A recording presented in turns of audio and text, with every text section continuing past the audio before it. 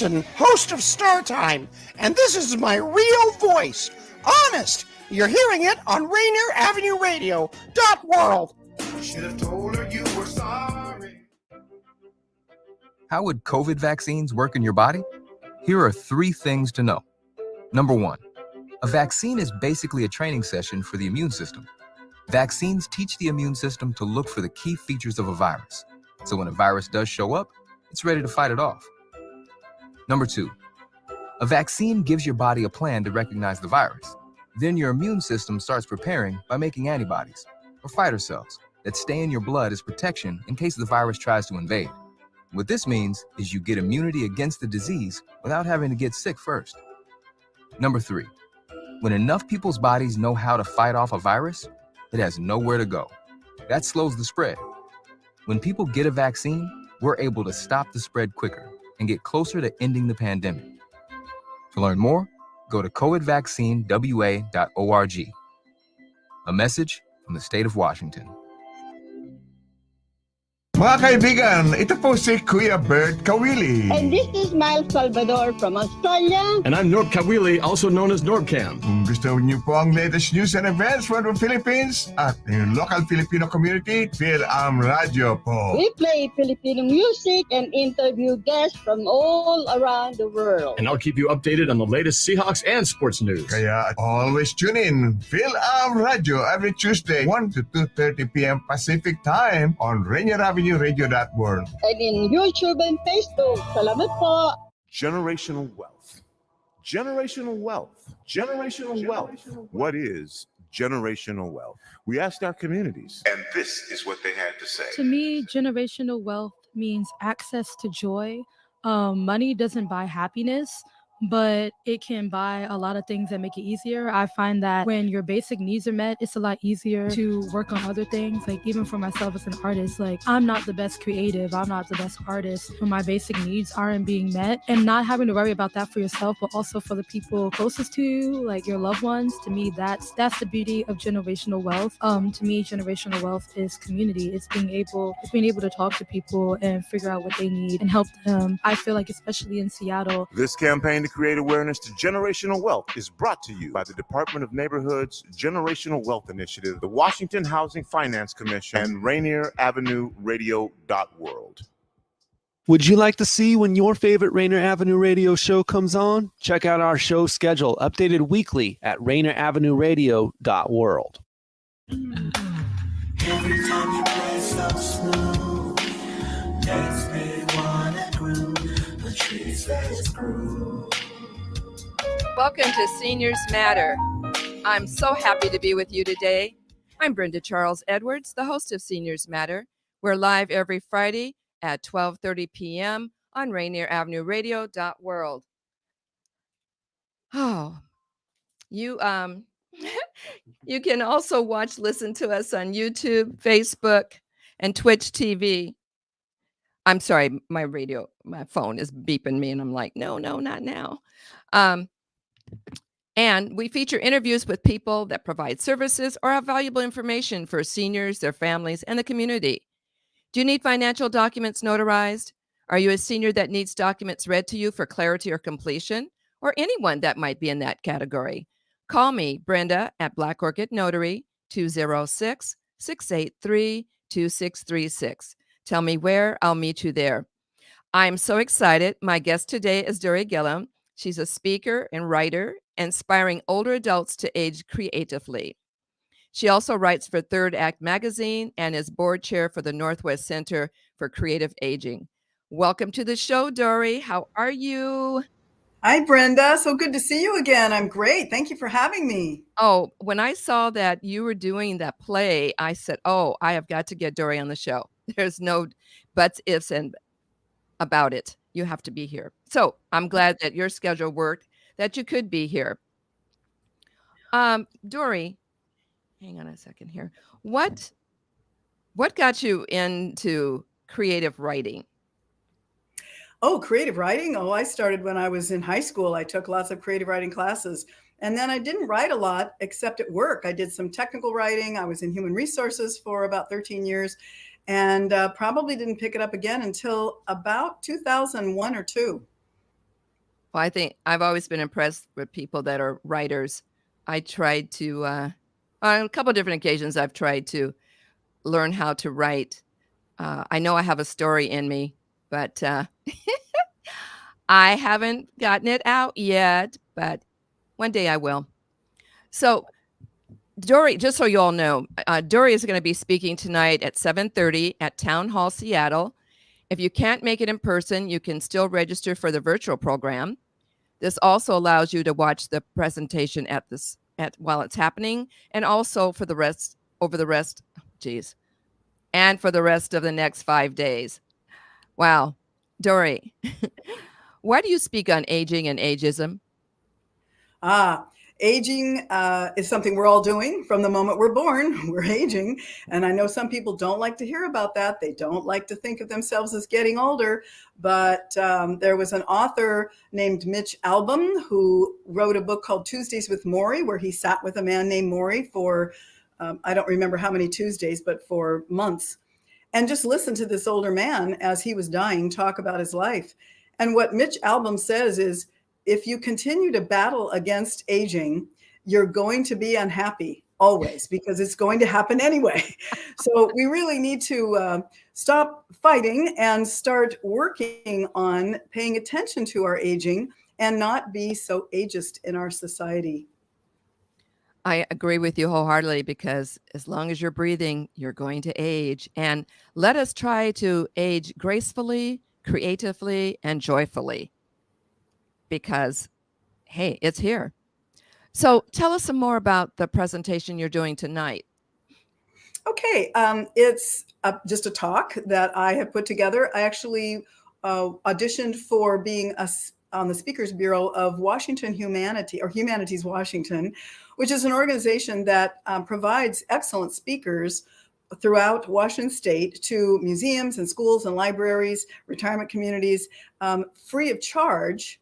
And they bring speakers who you might only be able to see in Seattle or Spokane or some of the larger cities.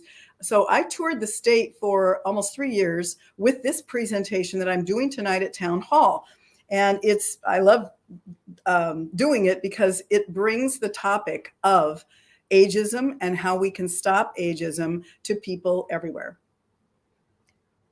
I'm glad to hear that, because I know I have some friends that are having a hard time with aging, and I just look at them like they're crazy. It's a blessing to be alive and hopefully in your right mind for as long as you can be.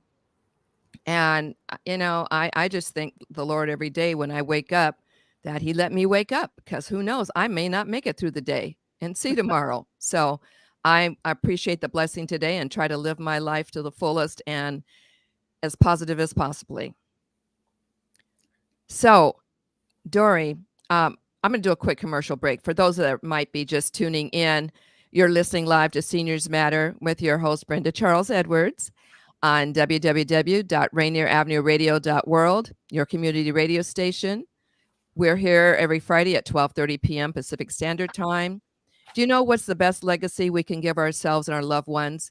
Join me on Zoom for a group or individual session on legacy end-of-life planning. You can reach me at 206-683-2636. Now back to my guest, Dori Gilliam. She is a mountain climber and hike leader for the Mountaineers, and she knows how to take on tough goals. She's committed to convincing people that age is not a 4-letter word. So what does that mean, Dori? Well, it means I think we should keep looking for the positives as we age, rather than think of all of the worries that we have around aging. And there are some real worries and fears that people have around aging. They are afraid they'll lose their hearing, their eyesight, their minds. They might have dementia. I think that although that does happen to many people, we have to remember also that only about 4% of people over the age of 65 live in nursing homes. And yet when often people think of aging, they think, oh no, I'll end up in a nursing home in a wheelchair lineup and I won't know who I am or where I am. But that's a very small percentage of people who live in nursing homes. So we need to remember that, take away some of the fear, some of the worry, and some of the worry has to do with things that will never happen. My parents lived to be 95. They were married for over 70 years. They were madly in love, and they died 30 days apart. They did have their share of falls and surgeries and stroke, heart attacks, but they recovered from each one, and they just kept thinking, it's great to have each other and it's great to be alive. And they had a great sense of humor, which definitely helps when we're aging. That's for sure. I love that. So in your talk, you point out that aging is the only identity group of which we're all a member. Why is that important? Well, because we don't have to fight about that one.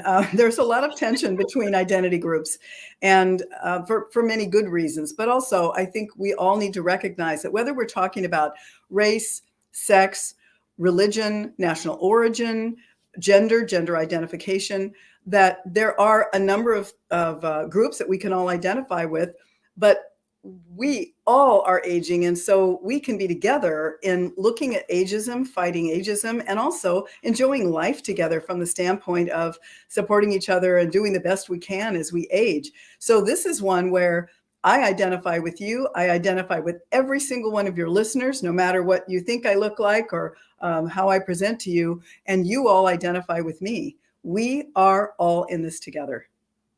You're absolutely correct. Yes. And, I grew up as an only child from the first 10 years of my life, and I was always around adults. And I think because of that, I gleaned more respect for them as I got older. And that's kind of why I've been involved with AARP and this show. And, because when I was asked to do this, when I was asked would I like to have a show, I said, what would I talk about? And they said, well, what are you passionate about? And I thought about it and I said, seniors. And so here I am 212 shows later. So how does institutional ageism affect us all? Well, it affects how we think of ourselves and, the cosmetic industry, the skincare industry. Wrinkle creams. Yeah, society has us believing that actually getting old and looking the way we look naturally is bad, that we shouldn't look like that. So institutionalized ageism, it is everywhere. It shows up in birthday cards. How many birthday cards make fun of people who can't think, they can't see, they can't hear, they don't have any fun anymore, and they might use adult diapers. But we see it in advertising and healthcare and employment. In fact, 3 out of 5 people over the age of 40 say that they have been discriminated against at work at least once or have heard discriminatory comments. So ageism affects the way we see ourselves, and it affects the way we see others, and it can even shorten lives, because if we're convinced that aging is horrible and there's no reason for it, and we better not get sick, we better not have a fall, we better not have a problem, we will exaggerate all of those feelings every time something like that happens. And it is a stress, it is an anxiety. And I would imagine that COVID hasn't helped it any either. I'm sure. I don't have any statistics on that, but no, and I wasn't expecting you to. It's just that I was thinking about how, if they say if you're older and you have certain health conditions, that your survival rate can be affected by that. And I would think that would have to bother some people, because you're already traumatized about getting older, and now here's a disease out here that can change your life. So I also want to tell my audience that Dori, when she was about 49, took care of her parents for the last 7 years of their lives, which inspired her to make a midlife career change. And she became an advocate for older adults. Do you want to talk about that a little bit, Dori? Sure, I'd love to. I recently, or just a minute ago, I introduced my parents as living a long life to the age of 95. And my mother, unfortunately, suffered some medical malpractice mistakes in the hospital, which caused her to be paralyzed for the last 7 years of her life. And she was in a wheelchair. She wasn't completely paralyzed, but from the waist down. And at 88, that's a severe issue that happened to you. And yet she lived to be 95. My dad was still alive and supported her. And I was one of their caregivers. I helped every day at their house for 7 years. And people who have been caregivers know that that is a big job. Yeah, it's a big job. I know you cared for your dad. And it's a hard job. It's a privilege. It was a privilege to take care of my parents, but it was a crushing responsibility. No question about it. I never wanted to call them a burden because that sounds like something horrible that you want to get rid of. I was happy to take care of them, but it was hard. It was a challenge. And it affected me for those 7 years as well. One of the positive ways it affected me is I decided once they both passed, again, 30 days apart in 2008, that I wanted to do something in the area of aging. I didn't know what there was. I didn't know what the careers would be. They had been in and out of some nursing homes for rehabilitation after various falls or strokes, as I mentioned. Right. But I didn't want to be a caregiver anymore, even though I definitely empathize with all caregivers. Oh, and Rosalind Carter, Jimmy Carter's wife, did say, all of us will either be a caregiver, need a caregiver. We have cared for someone in our lives, and it's one of those things that will probably touch us at some time. True. So I knew. Oh, go ahead. I'm sorry. No, I just said true. Oh, yeah. Yeah. So I knew I didn't want to be a caregiver anymore. And I have some management skills. So I thought about being in some kind of management capacity or directing a retirement community. But then I figured, well, I'll just be dealing with personnel problems and, hiring and operational problems.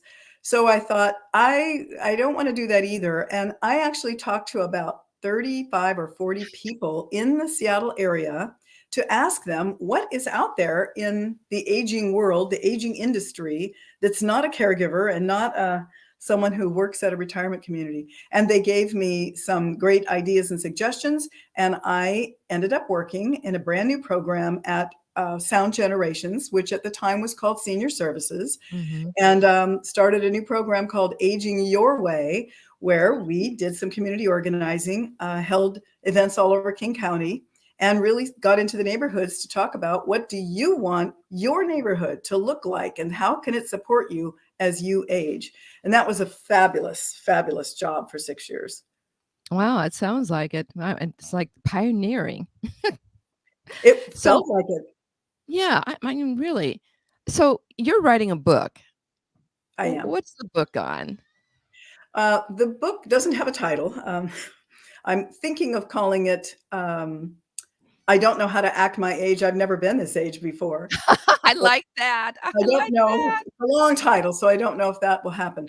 But the book is really about all the things, many things that I learned in caring for my parents. It's not a book on caregiving, though, because I learned about ageism. I learned about ageism in healthcare. I learned about the gaps in the system, how it's not easy to get people to come to your parents' house. Services are not free. It's not even easy to find out what services there are.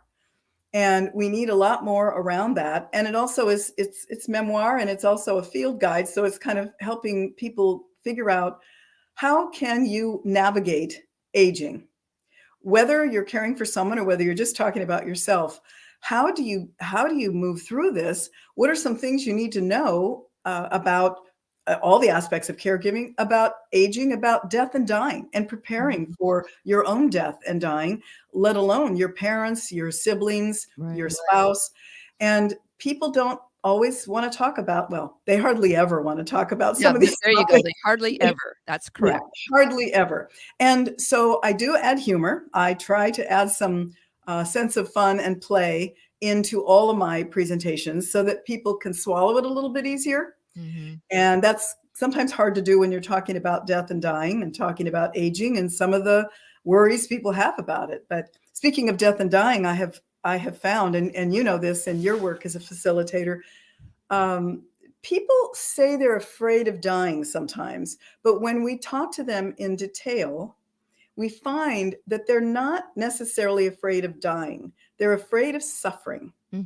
Absolutely. Yes. And there are so many things that we can help people with these days while they are in the end of their life and the end of their life process through actually dying, to help them so that they're not suffering. And that is something that more people need to know about. They might not want to hear it. They might not know where to get that information, but it's something that we could all use so that we're not so worried. Well, I think too, Dori, palliative care is an area, and it's a word or words that people don't understand. And there's a lot of misunderstanding about it. I just had a conversation with my mother recently about that, and she was saying, well, I don't want that. I said, well, why do you think you don't want that? What do you know about it? You know, and then after I explained it to her, then she said, oh, I guess it wasn't what I thought it was. And then she's familiar with hospice, but even hospice is not totally understood. Definitely. So, I mean, yes, it's a big job out there. It's a big job. And I did learn the hard way. So another reason I'm writing the book is, gosh, you know, you don't have to struggle and go through these things and not know who to talk with. And how about reading a couple of books from someone who has been through it, who's trying to make it easier for you and laying it out. So that's what I hope to do with the book. I think you will do just fine. I'm trying. What are some of your other programs? Oh, yeah, I have a number of other talks that I've been doing for a few years before I developed this one called What's Age Got to Do with It? I give a talk called Aging is a Laughing Matter, where I do bring in a lot of the fun that we can have around aging and a lot of the ageist birthday cards. And we take a good look at them and have a good laugh, and then still learn a little bit more about aging and some of the positives. But we have a lot of fun. There's a lot of perks to getting older that we should be taking advantage of. Another program is called Are You Retired or Rewired? Yeah, I like that topic. Talk about that one, because I think that's a great way to look at it. I follow B.B. King's philosophy. B.B. King, who performed up until the age of 89, about 6 months before he died, said, I never use that word retire. He really felt that just keep doing what you're doing. Now, that doesn't make sense if you're in a job you don't like or that is wearing you out physically. But we all have other things we like to do, and we should keep on doing them and not think just because we're 65, we have to stop doing things we love. Right. You're in a position where you can keep doing it forever. I'm in a position where I can keep doing it forever. But barring something really catastrophic. But people need to keep looking at that. So Are You Retired or Rewired is another program. Another one is on resilience. And, you know, we've survived everything we never thought we would so far. And I talk about some of the steps that people can take to actually be more resilient, to gain resilience, because it's like a rubber band. You can stretch it pretty far without it breaking. And let's look at how we've survived things in the past and how we're going to survive things in the future. Another one is on interdependence. I don't call it independence because we're all interdependent on other people and on other systems and programs. And then I facilitate wisdom cafes where I don't bring a presentation. I think the wisdom is in the room.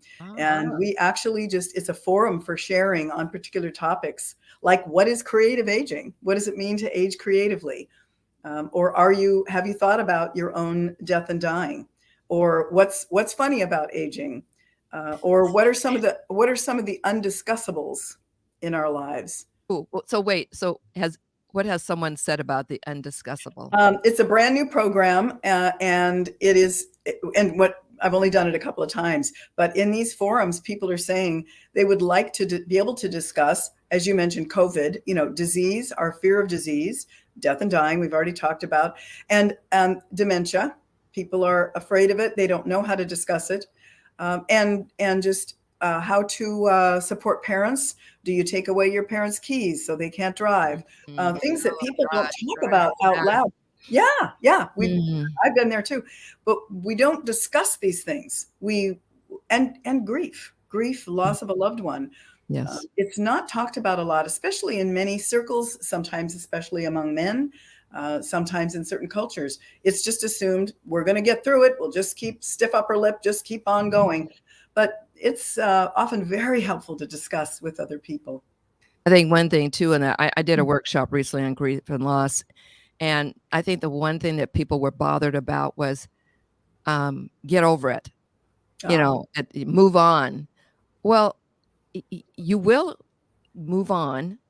You probably won't totally get over it, but it'll be where you can manage it. It won't be so daunting to you every day. But as I told him, I said, if somebody tells you it's time for you to move on, you tell them you move on when you need to move on. And you can move on now.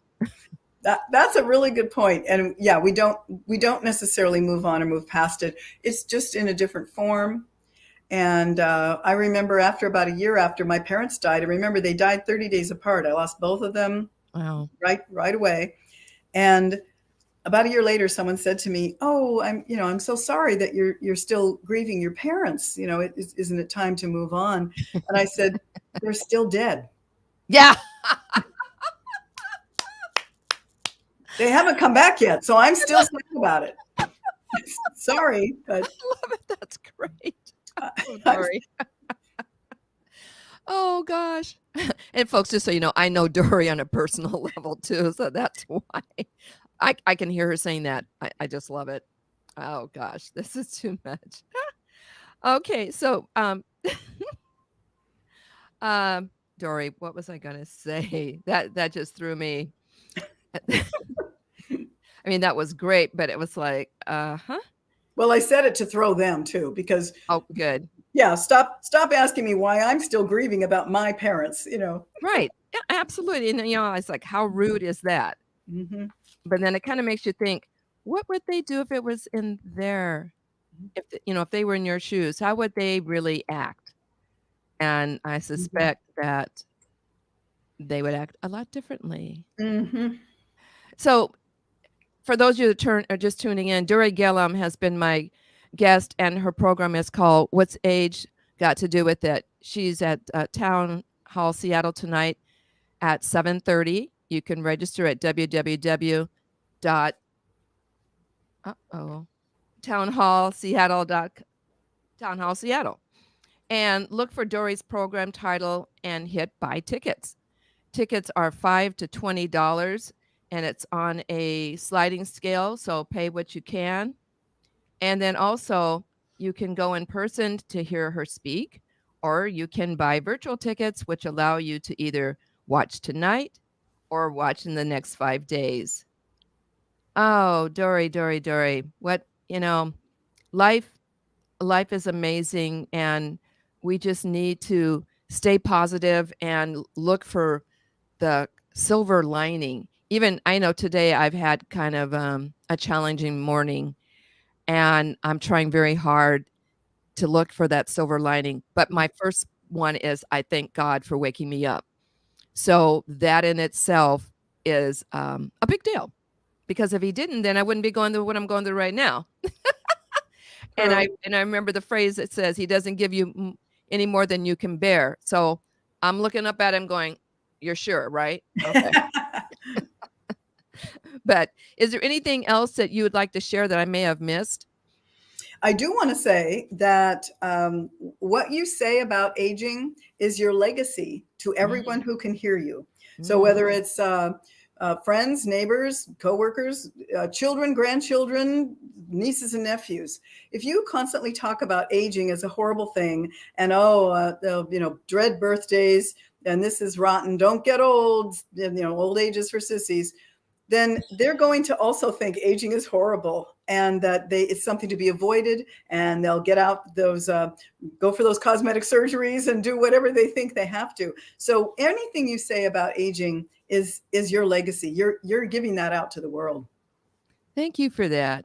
And I want to thank my audience for listening, and especially to Dori, and a special thank you to Patrice Isley, who plays the music in the background. But I also want to make an announcement. As you know, next month is Black History Month, and Rainier Avenue Radio is going to have a program. In fact, where is this? Okay. Daniel, can you pull it up so I can read it? Thank you. So February 1 through 28 at the Columbia City Theater, we're having our Black History Month Museum. It's Tuesdays through Sundays from 11 a.m. to 7 p.m. And I think everyone, if you can, you need to come out and experience just a bit of our history. There's so much going on around town. So if you get an opportunity, check them all out if you can. I know the African American Museum is doing something also, but put the top of your list our Rainier Avenue Radio Black History Month Museum, February 1 through 28 at the Columbia City Theater, right here in Columbia City. I hope that we see you. Have a great weekend. Be safe and live your life like it's golden. Hey, Dori, I'll talk with you later. Take care. Thank you again.